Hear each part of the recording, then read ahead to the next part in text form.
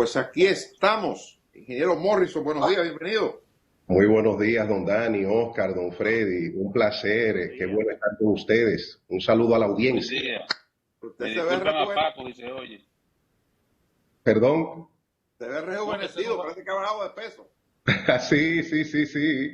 Hay que mantener un estilo de vida saludable. Sí, Qué bien, y más bueno. en estos tiempos. Qué Así. bueno, Mire, qué bueno.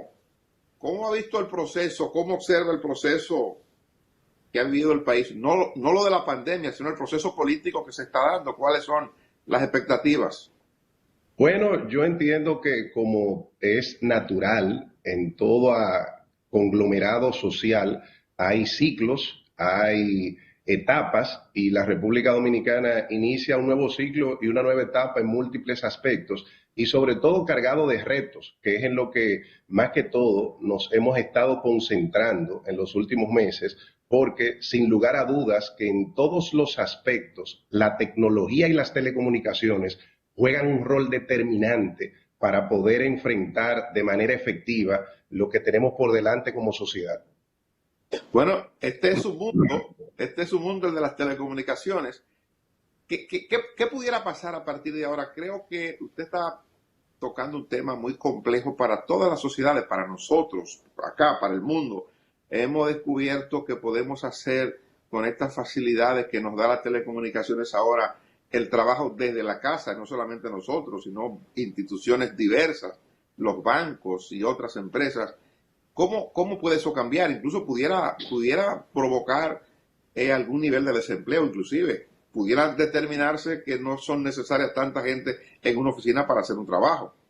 Sí, pero siempre el enfoque con el que debemos de ver la tecnología es como una herramienta que más que todo brinda oportunidades y da respuesta a situaciones complejas. Por ejemplo, un tema en el que nosotros hemos dedicado mucho tiempo es el abordaje del uso de las tecnologías de información y comunicación para que pueda iniciarse el año escolar a nivel nacional con el sistema público, con el sistema privado, entendiendo el reto que esto representa para el país y los riesgos de deserción escolar que los jóvenes dominicanos, los niños y niñas no puedan iniciar el año. Y en ese sentido tenemos incluso ya elaborada una propuesta costo efectiva, viable para la sociedad dominicana, porque este es un tema en donde no hay tiempo para perder el tiempo.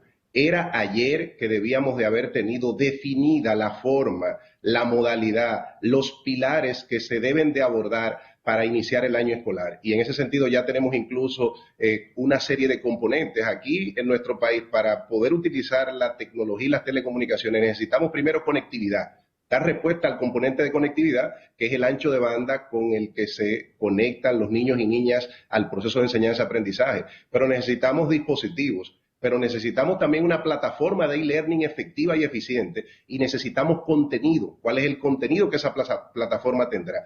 Y para eso, en los dos primeros componentes, el tema de la conectividad y el tema de los dispositivos, se debe de llevar una gran alianza público-privada en donde las empresas de telecomunicaciones deben de jugar un rol estelar y hacer uso del Fondo de Desarrollo de las Telecomunicaciones. ¿Por qué lo digo? Porque va a ser un inicio de año escolar no desde las escuelas y los colegios, sino desde las casas, desde los hogares.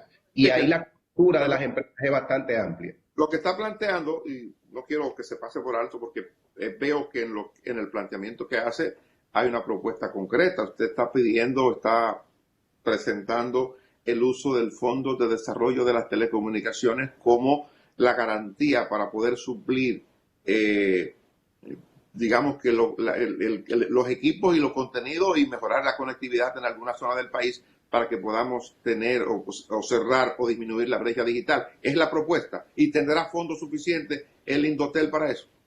Sí, es más que todo para poder subsidiar el ancho de banda, el acceso a Internet y para poder comprar o adquirir los dispositivos que entendemos que es prudente que sean dispositivos con una pantalla adecuada y estos son tabletas o phablets, que son celulares tabletas. Es una combinación entre el fondo que se debe de concentrar en la población crítica y esto lo hemos identificado de manera muy clara con herramientas muy puntuales que existen. Existe la forma de poder segregar a la población estudiantil dominicana. No todos los estudiantes aún del sistema público-privado, tienen la misma realidad socioeconómica. Y entonces hay que hacer una segregación. Hay estudiantes que requieren un subsidio, una cobertura financiera de esa conectividad a Internet, otros que no la necesitan. Y a través de ese fondo, con la participación de las empresas que prácticamente tienen una cobertura nacional y pudiendo brindar los equipos que se van a utilizar, se da respuesta a esos dos componentes.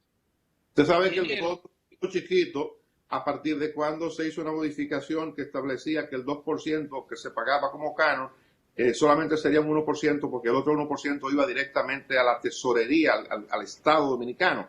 Entonces, no sé si usted tendrá idea de lo que ese fondo pudiera tener hoy para atender a eso, que tiene lógica el planteamiento suyo. Sí, ciertamente hay una reducción, pero si lo focalizamos en la población más vulnerable, que más lo necesita, junto a los recursos que tiene el ministerio. Recordemos que el Ministerio de Educación maneja un presupuesto que le brinda la capacidad de poder dar respuesta y entendemos que esto permite que en muy poco tiempo el tema de los dispositivos y el tema de la conectividad se le dé una respuesta en no más de 2 meses. Pero los otros dos componentes de lo que hablé son la plataforma y el contenido de esa plataforma. Antes de que me avance, disculpe, ingeniero, antes de que me avance en esos otros 2 puntos, sí, porque también lo incluye en la pregunta que le voy a hacer, parecería a partir de su propuesta de que lo que se ha hecho con República Digital es hasta ahora nada. Porque República Digital planteaba, entre otras cosas, todo eso que usted plantea y más cosas. De hecho, se distribuyeron dispositivos. Esos dispositivos supuestamente tenían contenido.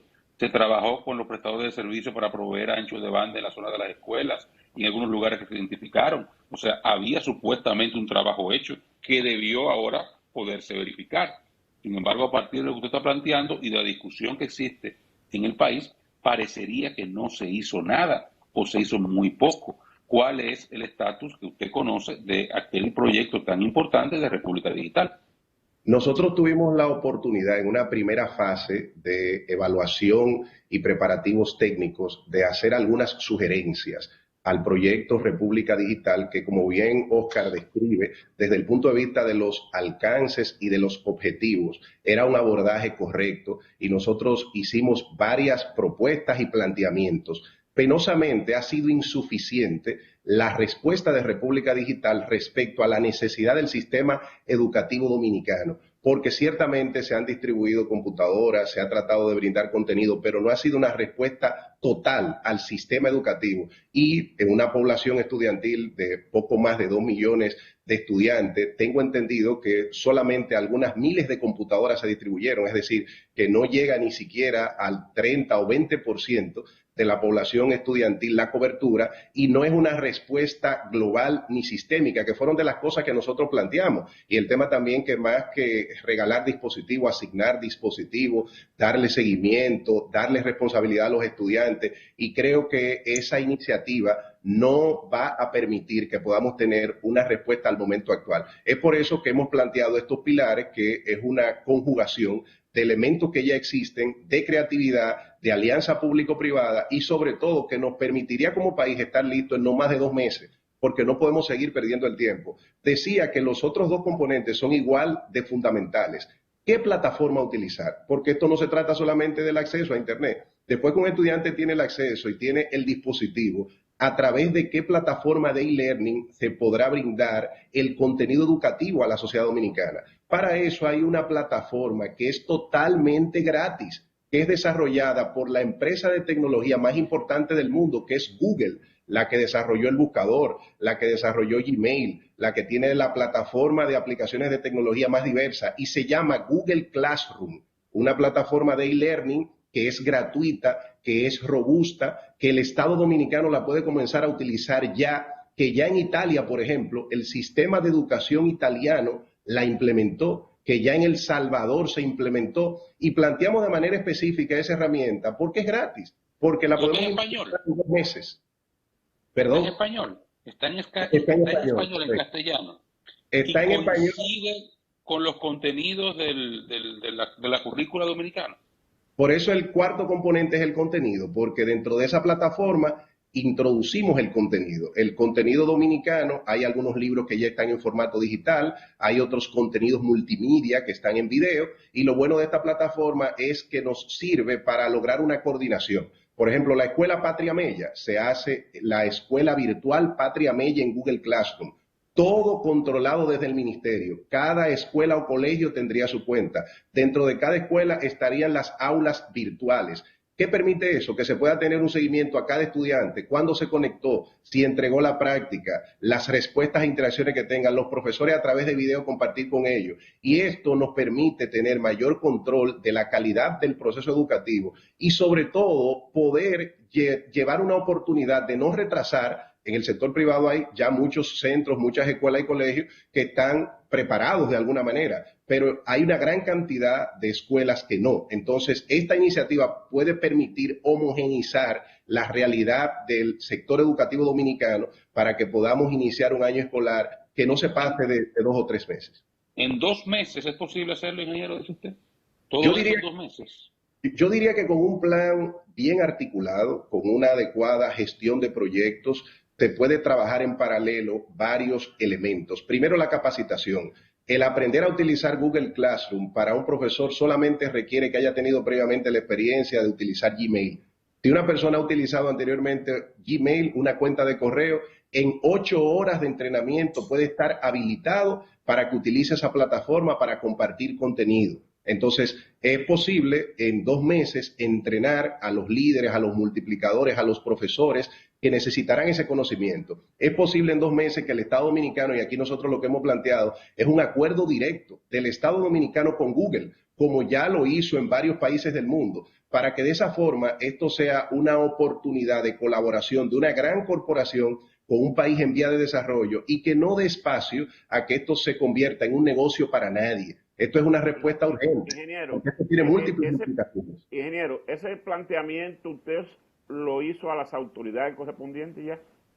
No he tenido la oportunidad, como tenemos como tradición, ya hace más de unos 15 o 20 años, lo hemos estado compartiendo a través de los medios y en espacios como estos que nos dan la oportunidad de que nosotros podamos vertir la visión y la utilización de la tecnología como una herramienta para el desarrollo, pero no hemos podido plantearle a las autoridades, ojalá que ellos hayan podido en alguna de las intervenciones que hemos tenido verlo, aprovecharse de esa iniciativa y aplicarla, porque lo que más me preocupa, y es por eso que no solamente en mi caso, sino que junto a otro grupo de técnicos y colegas hemos pensado en un abordaje, es que siento que todavía no tenemos una respuesta. Y cada semana que pasa, cada mes que pasa, en un contexto tan crítico de salud que estamos viviendo, de estrés, de desafío para la población, cada joven que dure una cantidad de meses desvinculado de la educación, potencialmente es un desertor, y ese desertor potencialmente se involucra en actividades antisociales, se incrementa la delincuencia,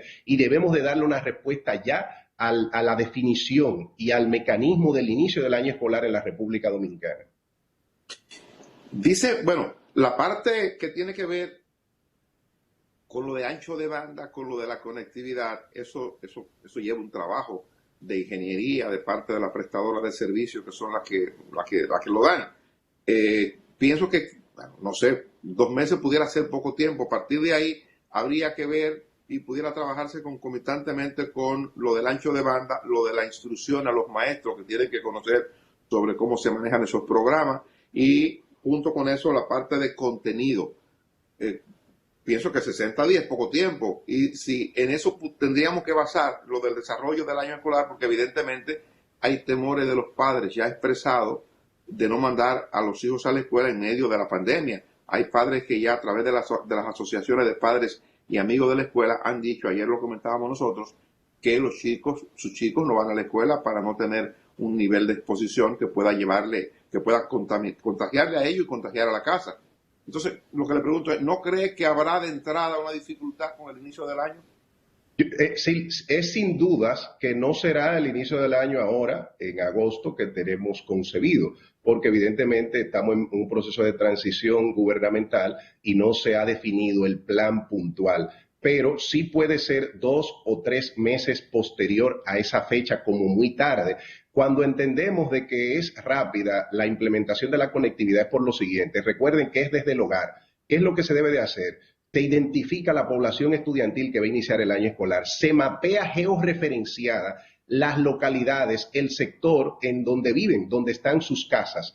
Se valida si dentro de esos sectores donde esos niños y niñas que van a necesitar acceso, las empresas prestadoras tienen o cobertura de datos móviles o capilaridad de fibra óptica para llevar la conectividad al hogar. Debido a la evaluación preliminar que ya hemos hecho, la cobertura en nuestro país a través de los proveedores es prácticamente total. Entonces, lo que hay que hacer es que esos jóvenes que se identifiquen, a través del Fondo de Desarrollo de las Telecomunicaciones, se le da un subsidio para cubrir la necesidad de pago de ese ancho de banda que ya las empresas tienen. No es que ni siquiera tienen que hacer un deployment o implementación, es que ya hay una cobertura existente. No es que vamos a hacer una nueva red, es que vamos a utilizar las redes de cobertura de las empresas prestadoras. Y esto se debe de segregar utilizando, por ejemplo, base de datos de información crediticia y la misma base de datos de las empresas. El padre o tutor del niño o la niña tal, cédula tal, se identifica en una base de datos de información crediticia y se sabe si ese padre o tutor tiene la capacidad económica para pagar un internet, si ya tiene un internet, y se puede hacer una depuración objetiva, bien documentada, que evite cualquier tipo de manejo inadecuado de este tipo de iniciativa con impacto social. Luego, la minoría que al final no esté dentro de un marco mínimo de cobertura, se pueden desarrollar guías escolares. Hay ya grandes avances en el tema de la educación a distancia o la educación por correspondencia. ¿Qué se hace con esa minoría? Que se le entregan sus materiales impresos, se le pide y explica cómo completar las tareas y cada cierto periodo de tiempo se les recibe y se les retroalimenta. Y con esto podemos dar una respuesta conservando el distanciamiento físico, el distanciamiento social y entendiendo que el tema de la pandemia, el COVID-19, va para largo. Mientras no se tenga no solamente una vacuna, sino una población total vacunada, pasarán meses. Es posible que de entrada tengamos que entender que este año escolar, que debe de iniciar en agosto, va a estar expuesto totalmente a una realidad de una pandemia y por lo tanto la respuesta debe de ser la virtualización del proceso educativo con una respuesta integral juntando estos componentes que hemos planteado, que entendemos que son viables y que, como ven, ¿cómo se puede hacer en 2 meses el tema de la cobertura? Porque ya está la cobertura a través de las empresas. ¿Cómo se hace el tema del entrenamiento? Ahí está la plataforma, los contenidos, identificarlo y subirlo y sobre todo ponernos manos a la obra, entender que esto es urgente y que era para ayer. Hay un elemento que se le queda, ingeniero, uno solo, el contenido social del tema. El padre en la casa, que tiene que ser al mismo tiempo maestro. Una experiencia que se vivió los últimos 2 meses del pasado año escolar y que los padres no la pasaron bien.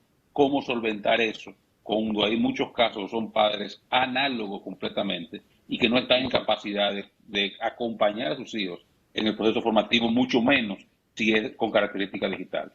Es innegable, Oscar, que esto tiene un conjunto de retos y ese es uno. Y no deja de ser una situación muy difícil. No solamente esos padres que pueden considerarse desconocedores total del tema digital, sino también algunos niños y niñas que viven en un ambiente que no es ni siquiera el propicio. No hay un ambiente adecuado para concentrarse, a veces no hay abastecimiento energético, no hay ni siquiera condiciones mínimas de higiene. Eso es la realidad. Sin embargo, entiendo que es preferible que iniciemos con esos retos, con que los padres hagan su esfuerzo, con que a veces no estén en un entorno adecuado, pero que se mantenga el vínculo con el proceso de enseñanza-aprendizaje, que se mantenga esa mente de ese niño y niña ocupada, que se mantenga esas mentes en temas positivos, porque de lo contrario es un tiempo que lo ocupa el ocio, que lo ocupa la pornografía, que lo ocupan las pandillas, que lo ocupan las drogas, y lo que hay que tratar es de ser creativo en el tipo de contenido y el tipo de asignaciones que se le colocan. Hay demasiados recursos multimedia interesantísimos para que estos jóvenes se vean involucrados en entender todos los ejes temáticos del currículum de una forma interesante, que ellos puedan ver buenos videos, que ellos puedan tener algunos juegos animados. Todo esto existe y lo que debemos de ser es creativo, identificarlo y ponerlo a disposición de ellos para sacar de su mente el ocio, para sacar de su mente las malas decisiones y para colocar esa mente en un proyecto de vida. Espero que las autoridades salientes y las